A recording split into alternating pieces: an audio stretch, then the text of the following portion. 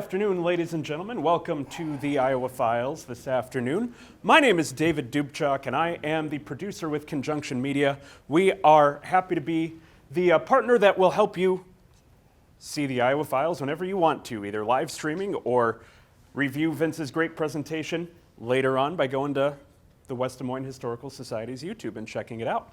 And Gail always gives me a minute to talk about some things that we do at Conjunction Media. So before I talk about this, I want you to think real quickly. If you either own a business or work for a business, what is the biggest problem facing your business right now, and what is your first idea for what the solution is? All right, while you think about that, with Conjunction Media, we specialize in both corporate training and educational productions. We, in fact, won an award with one of our productions with the West Des Moines Historical Society last year. And so any sort of educational production, documentary, corporate training, commercial, social media, we're able to do here at Conjunction Media. We call it Conjunction Media because in astronomy, a conjunction is when the stars align. And so we make the stars align for you. And so now let me go back to my question. What was your first great idea? Your first great idea, first thing that popped into your mind, is also the first thing that popped into all of your competitors' minds. And at Conjunction Media, we have a consulting arm that helps you learn to think differently. We use a process called the creative problem-solving process, which has been around since the 1940s, worked by different creative psychologists to really help you think more innovatively, creatively. Really what we do is we help build your capacity for problem solving.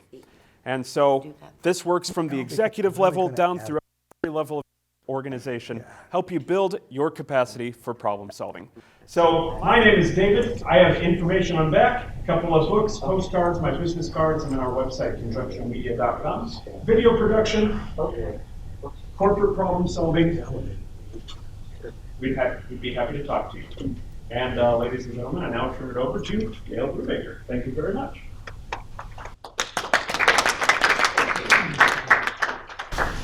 Good afternoon, and thank you for coming to the Iowa Files, which is a free educational program sponsored by the West Des Moines Library in partnership with them, Daryl and his fantastic son, who's helped set up all the chairs today, EMC Insurance Foundation, the Friends Foundation, the West Des Moines Library, and the Iowa Arts Council. A little bit of historical information for you. Despite the difference between Iowa and the U.S.-Mexico border, the history of Spanish in Iowa dates back much, much farther than most people realize. What is now Iowa was once owned by Spain, and the empire was extended into this area from about 1770 to 1803.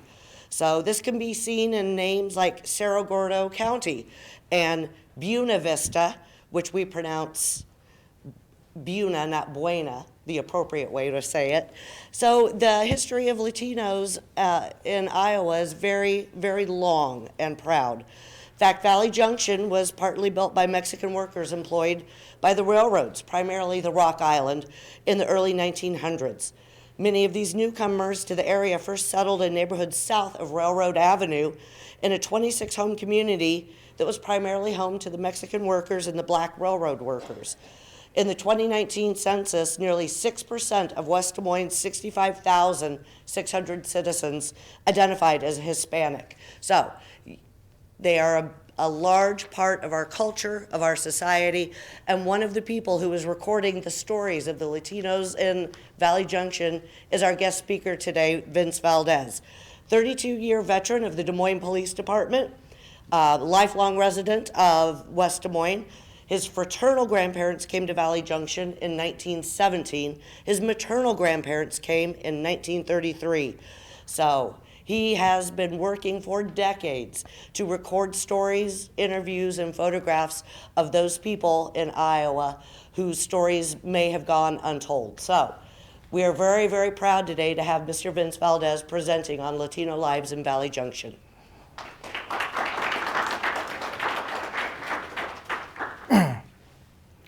Thanks, Gail. Is this mic on? That's not a joke. Okay. Anyway, thank you again, Gail. And this presentation is one that I'm kind of working on. It's a work in progress. And so in the last probably 15 years, I've been collecting some information and photos and things from, basically from where I lived. I lived in the Valley Junction area. I grew up there in the Valley Junction area. And as Gail was saying, my parents came here in 1917. My father's parents came in 1917 from a place called Michoacan. It's a state in Mexico. And do we have any people from that have relatives from Michoacan here? Okay, great. So anyway, both my grandparents on my mother's side and father's side came from Michoacan. One from a place called Guandacarreo, and the other place from La Piedad. So my dad's parents came in 1917. This picture that you see right here, I wish I'm working on this to find out who some of the people are, because one of the persons in there is my grandfather. I was gifted this picture by a friend who said he had some people in it, and in fact my grandfather's right here. He's there, and he's there in this costume. I don't know if it's a Native American costume or something that's native to Mexico. And that's what we're trying to find out, because Grandpa's been gone now since 1952. And not too many people know what that was. There are very few elders left in of the Hispanic, particularly the Mexican American community, that are left here in Valley Junction in the West Des Moines area. Very few that are, and there's a few that are in their 90s that are still here. So it's been really important for me to make contact with as many of those people, to get their stories, to do documentary work, so that we can pass that information forward, to many people. Fortunately, when my grandfather and grandmother lived here, they had 13 children. And of those 13, there are 3 left. There's just 3 left. And they're healthy. They're here in West Des Moines. And they're really a wonderful resource for me to learn about our culture and our family, and a lot of stories, because there are so many great stories that come out of Valley Junction. It's really a wonderful place. It was a wonderful place for me to grow up. And most of the work that I do comes from the Valley Junction area, because it's just a gold mine of stories and culture and things. And this photo here was taken in Valley Junction in 1923. So at the time, this was for a celebration. It was the 16th of September, which in Mexico is Independence Day. That was Independence Day in Mexico. So a lot of the immigrants and people that came to the United States and in West Des Moines, Valley Junction area, they still celebrated the 16th of September with dances and parties and food and lots of events. It's a major event. And, we also celebrate Cinco de Mayo.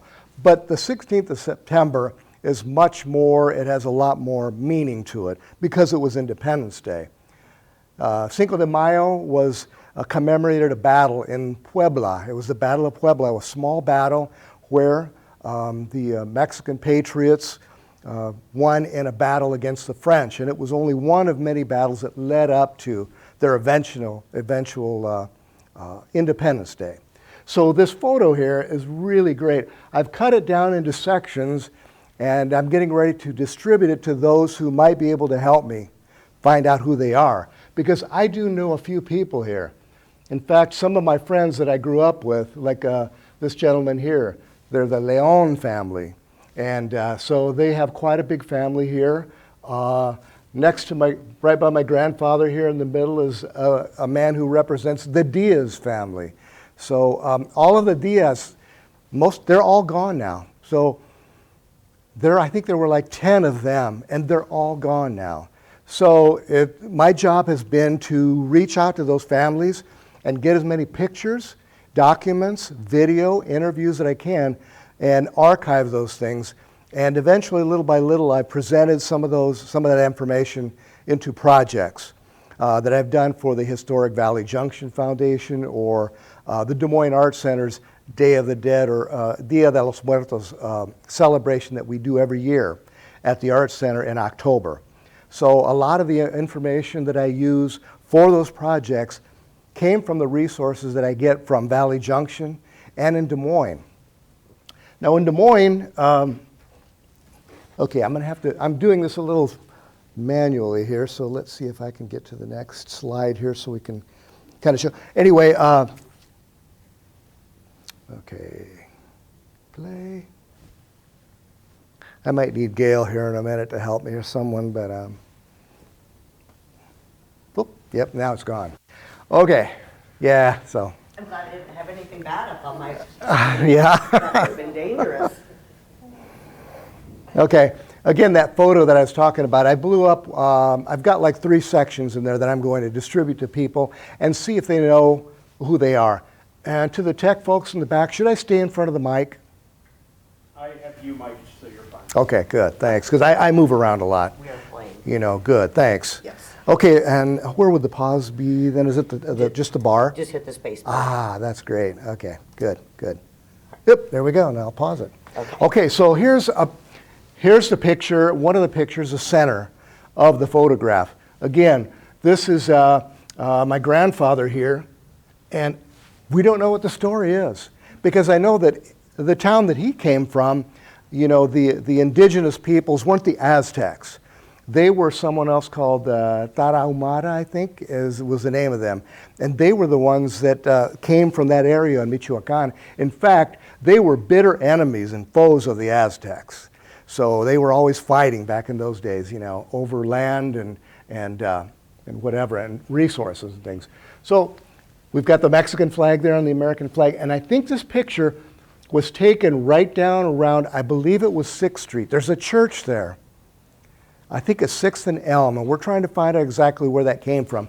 But they all got together, and they all dressed up for this picture, and right in the center, I think there's some dignitaries here. This gentleman here, I don't know if he is Mexican-American, or maybe he was a dignitary, a mayor, or somebody who was invited to the celebration and sat with them.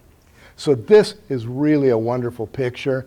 Hopefully I can find out who some of the other people are in it, because, I mean, this is the beginning. This is the beginning right here of the Mexican Americans, anyway, in Valley Junction. As I said, I was born here in Valley Junction, West Des Moines, and right on the corner of 8th and Maple. That was where my grandfather and grandmother bought their first house. And my grandfather, on my dad's side, he and his brother, the gentleman that you see here, this is Mr. Juan Valdez, and he and my grandpa, they came together. They came together to West Des Moines, Valley Junction, and they started a family here. Bought homes, they worked for the railroad. A lot of Mexican Americans that came here worked for the Rock Island Railroad, or they went to work in farms, or there was a cement plant that gave them a lot of work here as well. So they were just some of the people that came here and started families. And like I say, there's still a lot of us here, a lot of the Valdez family here in West Des Moines and in Des Moines as well. As I said before, there's not only a community of Mexican Americans here in West Des Moines, but also on the south side of Des Moines. There's lots of people that settled over there too. And they also worked for the Rock Island Railroad and cement plants and did different work. And eventually, the people from the south side of Des Moines got together with the people from the west side of West Des Moines, and there was intermarriage, and our community grew bigger and bigger. And we had lots of things together. We did lots of things together. There was lots of community events that we did together. By the way, this is my grandmother Guadalupe and Manuel Valdez. So we'd had a lot of events together, and back then obviously people just didn't have a whole lot of money, so they did what they could, to entertain themselves and have parties and do things. So it was a really great mixture. This picture here, I really love this. I'm starting to find more things. Fortunately, my mother was she really keeps good records. She doesn't throw anything away. She's very, very organized. And this is what an immigration card looked like when they came in 1928. So my grandpa Jesus Fernandez and my grandmother Victorina, they came from Michoacan also. They came from Guanacareo. From there, they went to California, to San Pedro, where my grandfather worked, got a job there, and then settled down there. But they didn't stay there very long because my grandmother's sister, Maria Salgado, she was living here in Des Moines, and she missed her sister because they were separated as children. There were a lot of stories, a lot of sad stories that came out of Mexico about people being separated and the poverty. Because, you know, a lot of the folks that came here came after the Mexican Revolution in 1917. So there were Mexicans scattering all over the United States, but there was almost like a pipeline here to West Des Moines because they came here because they heard about work, jobs, you know, a good life here. So a lot of people came from Michoacan, Nueva León, a lot of different states, you know, and so they all kind of came here to Valley Junction. This was a great place to come. So I'm going to stop too. I'm going to do a couple of things here. I want to ask some questions too, a little bit to the folks out here. Of the Latinos that are here, where are your grandparents from? Can you kind of let us know, can you tell me like where they're from? From what state in Mexico? Tijuana, okay, yeah. All right. Anybody else? Mexico City, great, okay. So you know, you have a rich background, you know. Have any of you yourselves gone back and, you know, kind of check in history to see where they came from? Do your parents have pictures and documents and things like that that kind of teach you where they came from? Great.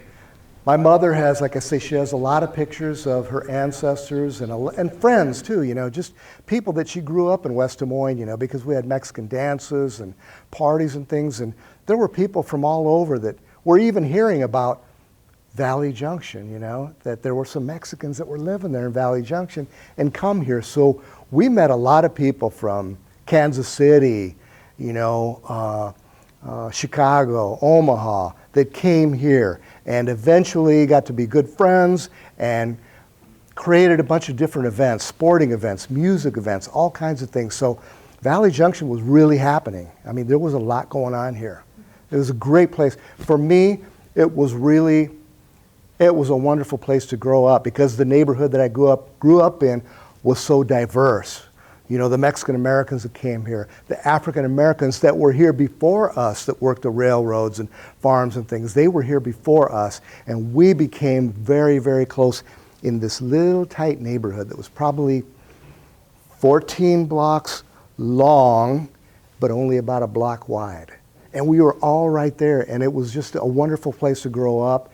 And, you know, just the cultural stuff that happened, the music, the food, everything, you know, just really, you know, empowered me and everybody else that lived in that neighborhood. So this is a really, really cool thing that I have. I'm so proud of this, that I have this, and it's in such good shape. And my grandfather, he died in 1950. So obviously I didn't get to know him. So that's why it's really important for me. I'm on this quest, you know, to get as much information as I can. And I look for pictures of him, and fortunately I'm getting more and more. Because, you know, obviously I'm not going to know what he sounded like, what he walked like, you know, what he was like. And many of us in this room, hopefully you were fortunate to have known your grandparents and know what they, you know, what they looked like, what they sounded like. You know, I didn't. So as part of my program, my quest for in history, you know, I'm looking for more pictures about him. But I'm getting a lot of stories about him. And people come to me and they say, hey, the older folks, we remember your Grandpa Jesus, you know, so it's really nice to know that's out there. I'm going to show a couple other pictures here. And then I have a video that I'm going to use that will kind of take over for me and tell her story about them and when they came here. And this is my grandmother, Victorina Fernandez. Her maiden name was Marines. And so she met my grandpa when she was 17 years old.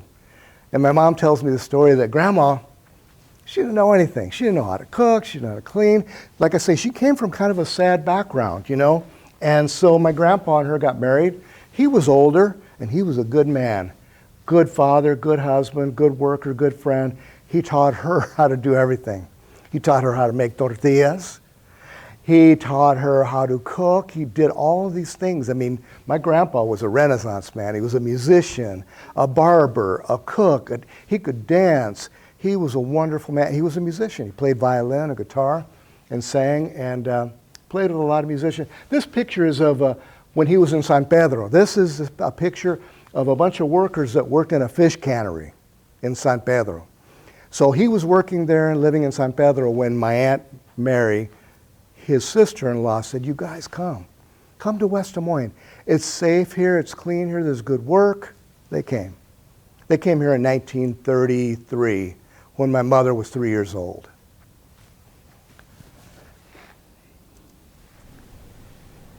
He's a handsome guy, right?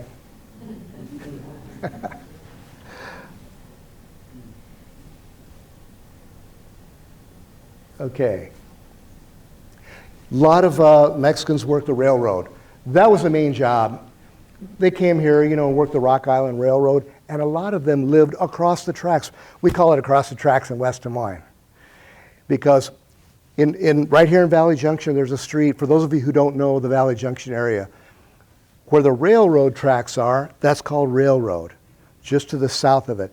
Have any of you visitors here to Des Moines ever been to the historic Valley Junction business area? That's an old history area there. That's old, okay? So anyway, they're right across the railroad tracks.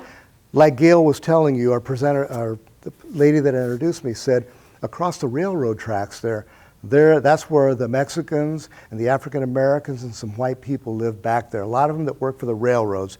And some people lived in boxcars that the railroads gave them, and they fixed them all up and they put windows in them and made them a home.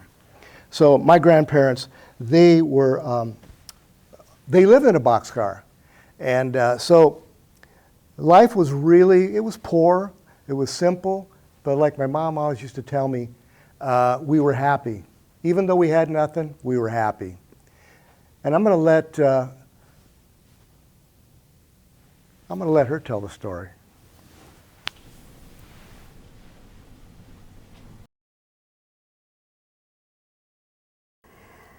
When I was about 3 or 4 years old, my family came from San Pedro, California, where I was born. It is my assumption that we came to Valley Junction because my mother's sister resided in Valley Junction with her family, and she wanted my mother to come here so that they could be together. While in California, I know that my father worked for a fish cannery there, and then when we came to Valley Junction, I assumed that he started working for the railroad. Our first home in Valley Junction, as I remember it, was probably when we lived in a boxcar, a railroad boxcar that is, which was situated south of the railroad tracks. And one portion of it was designated as the kitchen area, and another portion was designated at sort of a living area. And then another part of it was where the bedroom was. I had iron bed, a solitary, you know, for one person. And I thought it was wonderful. I really did. I loved it very, very much. My mother and my father did everything they could possibly do to make it as homey and cozy and comfortable as possible. I remember my mother getting feed sacks and washing them and starching them, ironing them and putting them up on the windows. I don't recall how the windows got on a boxcar, because usually boxcars don't have windows. But evidently my father must have done something to put windows in there to make it more like a home. I remember that there was a water tower nearby where it was filled with water for the engines that came by to fill up with water on their way to wherever they were headed. And sometimes the water would overflow, and it was a delight to get under there and get wet and splash and have a lot of fun. I like to think that perhaps the fella that filled that tank, that water tower tank, knew that there was a child that lived there nearby in that boxcar, and that maybe he let it overflow a little bit so that she could go out and play. Our next home was located at 127 8th Street, in 100 block of 8th Street. And I was thrilled to be able to move to a real house. From there, we were able to purchase a home at 136 8th Street on the corner of 8th and Maple. The bus that went to Des Moines stopped on the corner there on the, that would be the northwest corner, and people getting off of the bus would sometimes come over to our side of the street, and we would talk and socialize, and it became like a little, sort of like a little way station. I grew up surrounded with music because my father was a musician. He played the guitar and he played the violin. He was involved in a small band, and once in a while they would go out to play at dances or parties or whatever. So he kind of got me involved in that a little bit, and even though I wasn't very thrilled about it, he wanted me to play the guitar. So I learned to play the guitar, and then once in a while I'd play with the band too for the 5th of May, the 16th of September celebrations, birthday parties, whatever came about, I'd be there playing with my dad. Valley Junction was very, very, and is very special to me because this is where I grew up. This is where I met all the friends that I still have and that I cherish and that I see as often as I possibly can. I was very happy with my parents. We were poor, but we were rich in the things that mattered. Family, friendships, good neighborhoods, and all of the things that to me are very important. That video was it was a series of things that I did in 2008 about people in Valley Junction, about Mexican Americans, Italians, the African Americans that lived here. It was called Voices from the Junction. And I was talking about how it's like I was laughing with the production crew back there that, you know, back then I used ancient equipment. It was like little mini DV tapes and stuff. Of course it's all digital, all the stuff that I use now. But those were the stories that I told back then. And it was really a real pleasure to do those stories because of all the different people, the diversity of people in Valley Junction that there was all around us, you know. And we were tight. I mean, all of us were, you know, the Mexicanos that lived there, the African Americans, the white people, the Italians, Serbians, Croatians. We were really, really good friends because we came from a real small area. So we knew each other all the time, you know. There was music playing in the neighborhoods all the time. You could smell the food coming out in the streets, you know, people out in the streets. People would be dancing at night, you know. There would be Mexican dances at small halls. Just within our little neighborhood, there used to be places where we would have dances and parties and things like that. So growing up in Valley Junction was really interesting. It was a rich and rewarding experience because it really taught me, it gave me all the tools as a man and as a person that I needed to survive and to respect all peoples and to use that in my job. In fact, one of the African American ladies that lived in the neighborhood, I went to her one day, to her house one day. This is when I first got on the police department. I was getting ready to go to the academy. And I went to go see her, and her name was Barbara Jean Long, and she meant so much to me. She meant the world to me, and she was a very influential and wise person, and who had been there in Valley Junction for many, many years, along with the Mexican Americans. And I told her, I said, Miss Barbara, I'm going to be going into the academy, you know, and I'm telling her about this and everything. And I just wanted to tell her, because it was important that I let her know this. And when I went in the police department, I was 32 years old. I was one of the oldest guys in the police academy. My cousin Michael and I were both of Valdez. You know, we were two of the oldest guys. Well, we were the oldest guys in the police academy.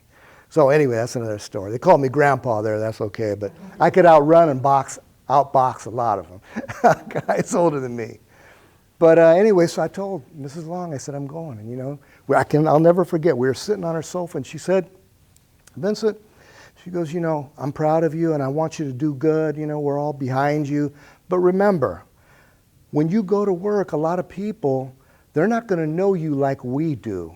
They're not going to know what experience you came from. They're not going to know how you were raised and all that. So you have to use all of those tools, basically is what she said. You're going to have to use all of that to be safe, to be successful, and show people who you're all about. Show them where you came from, you know, and that it did. That's what I took with me into my work, and it kept me safe, and it opened up a lot of opportunities for me, and I met a lot of great people because of the wisdom of the people in Valley Junction that lived around us. So there were other people there too. There's a lady now that the next person I'm going to let tell her story she is an activist. She was an activist for the Mexican Americans in Des Moines for employment, housing. She's still alive now.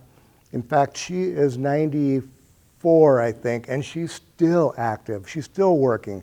She's on the front lines. She's doing stuff out there, you know. She's helping all of the immigrants that come with a lot of different things, finances, and just how to live in this environment, you know, when you come from another place. And Mrs. Isla Plasencia, she's another one that was there for me and gave me, in fact, when I first applied for the police department, I didn't get on, you know, and there were hardly any Mexican Americans on the department. So she and a big group of people, LULAC, you know, those people came forward, and I mean, they were in the streets with signs and stuff, you know, and anyway, the next year I got hired. So anyway, they were really out there working for us, you know, all behind us. So her story is interesting. And it's ongoing, and we still work together. We still work together on projects. I came to West Des Moines as a young girl, and we lived on a farm surrounding the Hawkeye Portland Cement Company, which is south of the Waterworks Park. And my father owned a farm there and also worked in the cement plant. And it was a different kind of a community because we had all nationalities that lived in the community houses that Hawkeye Portland Cement Company provided. And it was a close-knit community where we had a great ball team and we had a lot of entertainment. And so moving to West Des Moines was a little bit different because the Mexicans first came to Valley Junction and were recruited to come to Valley Junction to work the railroad. And because of the railroad strike, this did not set well. And that sentiment continued for a while in Valley Junction. My brothers had to go to war, so we didn't have anyone to work the farm. My father decided we would sell the farm and move to West Des Moines. And as my peers tell me, they remember my father and I coming to West Des Moines on a horse and wagon, and we had our furniture in the wagon, and we moved into Valley Junction. Now let's talk about this wagon that we used to move to West Des Moines. It served a lot of purposes. During World War II, there was a scrap drive, and we, as young women, decided we could contribute also.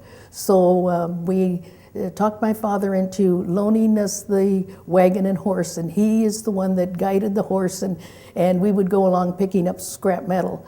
And we did do a big job because we had this wagon just full of scrap metal. and delivered it to Valley High School. And we were quite proud of our accomplishments that we were contributing to help solve or terminate the World War II. Another thing this group of young ladies would do, we would write letters to some of our friends that were in the war. We would get together and bake cookies and send them also to the soldiers, reminding them that we haven't forgotten that they were there for us. Old Valley Junction, I remembered, had everything. We had grocery stores on the very corner of 5th and Maple. We had drugstores. That was a meeting place for everyone. The Vandenberg drugstore and Stewart drugstore. We had a bank on the very corner. Everything that you needed. We even had not only grocery stores, but we had a five and dime store. No matter what you needed, doctors, dentists, everything was on Main Street on the 200 block, 300 block. So we didn't even have to travel outside of Valley Junction to get whatever we needed. But if we did want to go to Des Moines, the big city of Des Moines, we would take the streetcar and go to Des Moines, the big city of Des Moines, if we wanted to go to a movie other than our own movie house that we had here in Valley Junction. The Valley, which is a big thing that we talk about right now about its noise. The Valley was one place that we could all go, and our entertainment as teenagers was to dance. Every Saturday night, there would be a big band that would come to Valley or the Tromar, and you would be sure that we would be there because that was one of our big entertainments. Valley Junction was a little community, a fine community, and it was a wonderful place to have for us to grow up and also for our children to grow up. But there has been a big, big change in West Des Moines. It has grown, and in my day, when I was a teenager, you knew almost everyone in the community by their first name because it was that small. But now it has grown so big that it's a little hard to remember everybody's name. All these experiences that I've had during my lifetime that I learned from my father, who came here years ago, over 100 years ago, now I am able to give back to the community, to the newcomers that are here, and very happy to do so.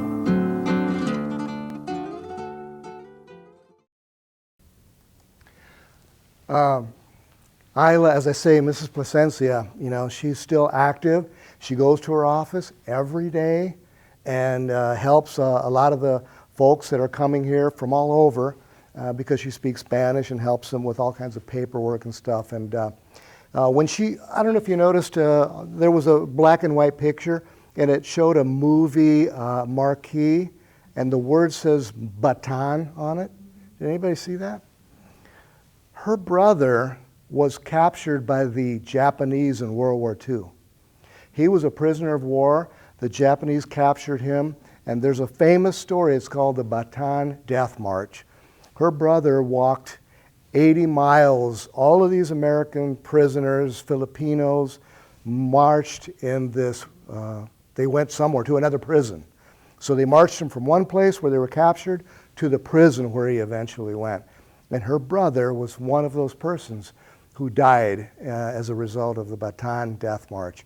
Another project that I made about Latino war veterans, she talks about her brother, and some of the stuff that I used for the film were postcards that she got from the actual Japanese prisoner of war camps, and they were just, and then the letters that she got, and then the letter when he finally died, you know, because he was so sick. They were so sick and skinny and, you know, injured from war injuries and things. So it was a really interesting story.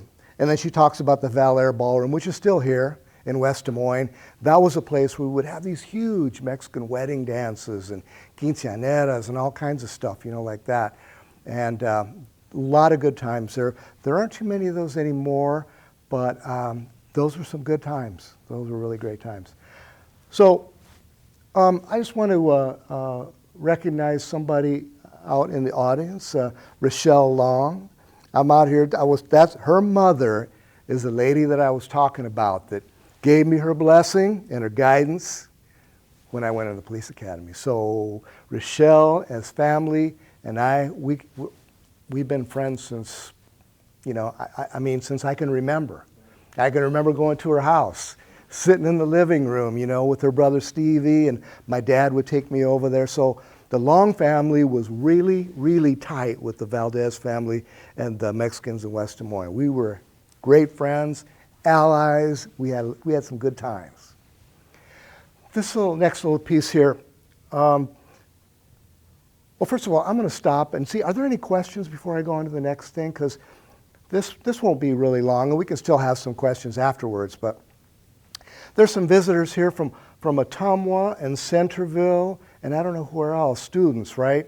And so, you know, can you relate to any of this kind of stuff here, you know, from your mother and father or your grandparents, you know, the stories that they tell you? Is there anything that you can share, you know? Because I wanted to kind of see who's out in the audience here and just see how, you know, if there's some things that you can relate to. And if you don't want to, that's okay. I don't want to put you on the spot. Maybe you can think of something later. But anyway, so, okay, welcome. So anyway, this next thing, this is just a piece out of another video, but it's just a little collage of things. And what this shows is the people that, you know, like a lot of different pictures, I call them community pictures. They're not of one family, but many families. And they're community pictures. It just kind of shows what our life was, who the people were, you know, the fun that we had, you know, just a snapshot of what it was like then. Because it was, as I say, it was really a great place to grow up and has really given me a lot of pleasure, education, and direction in my life, and a lot of the people around me too. And as I said, a lot of these people are no longer with us. And so it's my responsibility to make sure that I keep their memories alive, share them with people, their friends, their relatives, so that they never die. Their memories never die. So this is a thing, it was a project that I did called Our Family, Nuestra Familia. So it's just kind of a little slideshow with some music about some of the people, and maybe I can talk about some of it too later.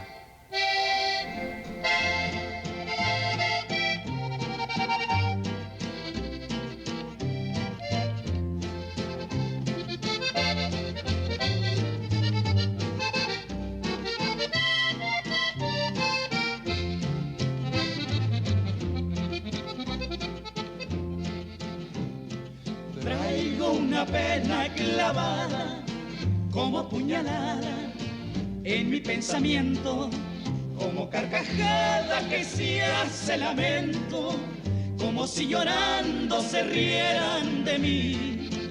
Es la vida pasada que siento, reprochar el haber sido así.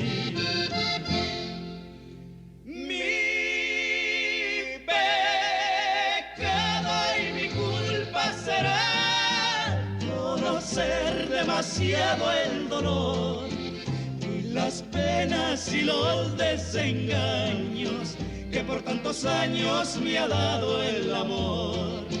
Por si acaso quisieras volver, olvidando tu viejo rencor, me hallarás frente a un trago de vino, mi único camino que me dio tu amor.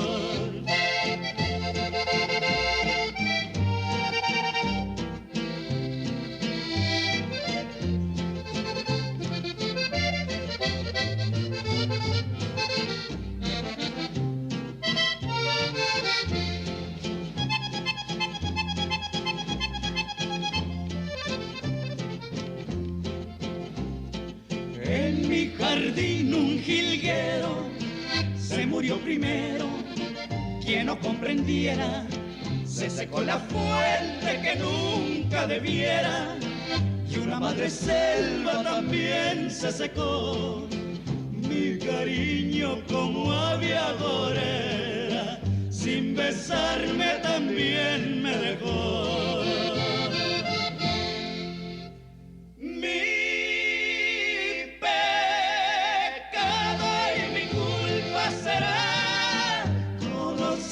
Demasiado el dolor y las penas y los desengaños que por tantos años me ha dado el amor. Por si acaso quisieras volver, olvidando tu viejo rencor, me hallarás frente a un trago de vino, mi único camino que me dio tu amor.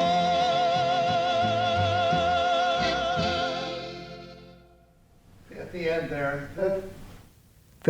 when I was first starting out doing videos and films and things, I didn't know what to call my business. And so I thought, well, I'm going to be talking mainly about this kind of stuff here. So the Valley Junction area down there, I'm telling you about, it was a very small area with maybe 2 or 3 streets one way and a couple streets the other way. It was really small. And so anyway, the Mexicans that lived there, they cracked me up because like they were proud of where they came from. So when they came over here, they said, well, this is kind of what I've been hearing. Cuisillo, that's a place in Mexico somewhere. I can't remember exactly where it is. And there's also a band called Cuisillo from Mexico. But anyway, a lot of the people that I knew, my mother's friends, guys, older people, they used to call it, yeah, man, we're going over to Cuisillo. This, you know, he lives over in Cuisillo. I was like, what is that, you know? So I got to thinking, you know, I'm going to check it out. So Cuisillo is a place where a lot of these folks came from. So I'll bet you that whoever lived there, you know, out of pride for where they came from, they said, we're going to call this Cuisillo, you know. And there were some other ones too, some other things they called. So anyway, then Hyde Park. Hyde Park is a place over there across the railroad tracks too, where a lot of Mexicans and African Americans lived over there, people who worked on the railroad and stuff. Hyde Park was named after some man, his name was Hyde, and he hired actually a lot of Mexicans as strike breakers back then on the railroad. So Hyde Park was a place over there where all these houses and stuff were, where the workers lived. And he was the superintendent of this company. So it was called Hyde Park. One of my friends and I, we said one day, and maybe my brother-in-law can help me someday, we're to write a script for a movie and call it Hyde Park. It'll have everything. It will have action, romance, murder, intrigue. It'll have everything because Valley Junction over there did have everything. It had all of these things. I mean, that was a place where, you know, I mean, I wish somebody would write a book about that, a story. Maybe I will someday. But it was a place that really, there was a lot of stuff happening. So it was a really exciting place to live. And, you know, there's places probably where all of you came from, your little neighborhoods where you came from, where the story, you've got stories to tell, you've got a history, you've got a lot of great stories and things that are important to you, to your heart, you know, that your mother and father told you, your grandparents told you, your little groups, your little neighborhoods, your little areas where you lived. The stories you got are the same here. So what I want to say by that is, whatever you can do, collect, keep your photos, keep information, keep documents, keep all kinds of things that you can, put them together, because someday when you all have children and your children have children, you're going to want to be able to have given them something to tell about you, where you came from, what you did, your accomplishments, your friends, you know. So that's what I'm trying to do. And I've been keeping a lot of this information on some archives at my home, and hopefully I can keep doing more and more projects, because I'm not done yet. I have some more work to do. And so that I can do more projects like this. This is, like I said, it's really an old project. In a way, I'm kind of embarrassed because it's such old technology. And the stuff I'm doing now looks a little crisper and sharper, and that's okay, because I'm going to use this anyway and expand on it. So this story is not over. There is a whole lot more yet to be told. And so I've been meeting some great people like Gail and my brother-in-law and sister-in-law and Rochelle Long, you know, that we're going to keep it going. So there's a lot of, a lot of things going on, a lot of works. So, you know, again, it was just such a pleasure to grow up there. And, you know, I mean, I lived in a neighborhood that just that looked like this. And these were my friends. And my mother used to have birthday parties for me every year. And so these were my neighborhood buddies. And this is me right there. And this is my cousin Tony, and we're musicians now. We play in a band together. We play in a group, a 9-piece group, where we play Latin jazz, salsa, we play R&B and stuff. And his father and all of our uncles, they were all musicians, you know. So that's where it all came from for us. Like I say, right now I'm kind of a part-time professional musician too. And these are all the people that lived in my neighborhood, you know. These guys here were the Lane brothers. They lived right across the street from me. This guy lived right next door to me, Jeffrey Watson. One of my best friends ever, still alive, my cousin Margo Munoz. This was another next door neighbor that died just recently, who I was so close to. My buddy Dennis Garrett and his sister. They were like, you know, really, really tight with me. And then the Brown sisters, Cheryl and Sandy Brown, lived right down the street. The thing is no matter what color we were, whatever nationality we were really tight. I mean, because we lived close, and it almost kind of made us, you know, we had to really, we played together, we had to get along together, and then through all of that, we found out, you know, just about each other, how important we were, how unique we were. But it was a great place to live, Valley Junction, and especially like we're talking about today, the Latino lives, particularly the Mexican-American lives. You know, what a place to go. I'm blessed to have been there. And are there any questions right now that I can answer for you? If not, Yeah. oh yeah, there is, yes. Interrupt you. No, please, interrupt. But I just found out something about you in the last couple of years. Oh no, wait. Okay. That you have been involved with. Okay, watch out, my wife's right over here. I know,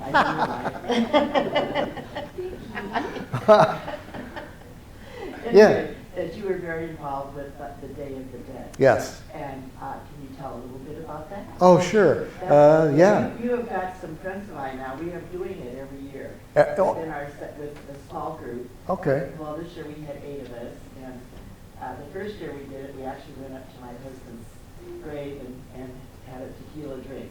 Okay. But tell a little bit. All right. Well, the Valley Junction area and the people and the stories have been like a huge resource for us at the Des Moines Arts Center. I'm a volunteer there. I've been a volunteer since 2004. Mrs. Isla Plasencia is one of the ladies that got me involved. She said, you need to come in because we're going to do some things here. We need representation from our neighborhood because, I mean, that's where we're all, they want to talk about the Mexican people and Day of the Dead. Well, you know, we got them for you, you know. So anyway, I've been working with them, with the Arts Center, since 2004. They started doing the Day of the Dead in 2000 because 2 of the people that worked there, they did it in their towns. In Texas, one man that lived in Texas, Odessa, Texas, he was really big into the Mexican culture. He loved the food, the people. He wasn't Mexican, but he was so immersed in the culture that he and this other lady that was from San Francisco that worked at the San Francisco Art Museum there, they met here in Des Moines in an art atmosphere, and they said, hey, we should do Day of the Dead here because it's really big, obviously, in Texas and in California. And we've got a really rich community of Mexican Americans here in Des Moines. Let's do it. So, you know, now up to this date, the Des Moines Arts Center's Day of the Dead is the largest attended event on their calendar. The most we had one year was 3,200 people. And what we do, we have music, food, art, films, the films that I've done. And what we do is we honor somebody in the Mexican American Latino community each year, or persons. And then what we do is we make a beautiful ofrenda, you know, an altar, and it's huge. And then we put all of the pictures and mementos and memories of that person on there. And then a film is made about them. That's my job, to do the film. And then we have live music and food, and it's really a great celebration. It's a celebration of life, not death. A lot of people think Day of the Dead, you know, ooh, what? Right? No, it's a celebration of life. It's a celebration of life. And it's your living your history of your deceased family. Yes, it is. So the people that we honor, that we each year, are people right from this community, from West Des Moines and Des Moines. So, yes. Oh. Yeah. Yeah, it's great. Good. Yeah. So I've been involved with that, and I really love it. And so that's the kind of work I want to do, is keep doing these kinds of things and working closely with the Historical Society and Gail and a lot of people to do some new projects that we can present in the future. And also with Taste of the Junction, you know, Rochelle's group there, and so we've got some good things happening. A lot of fun. All right. Thank you. Thank you, Vince, very much. Thank you for coming today to the Iowa Files. We are taking December off, but January 16th, Doors to the Past, Sherman Hill. So we'll be welcoming Jack Porter, who will talk about this amazing neighborhood with buildings that are absolutely stunning, although not as stunning as the Jordan House. Come see us on a Friday or a Sunday for a tour. We just decorated yesterday, so it is all blinged out, and if a Victorian home can be blinged out. So come see us and vote on your favorite room at the Jordan House. Thank you so much and have a great day.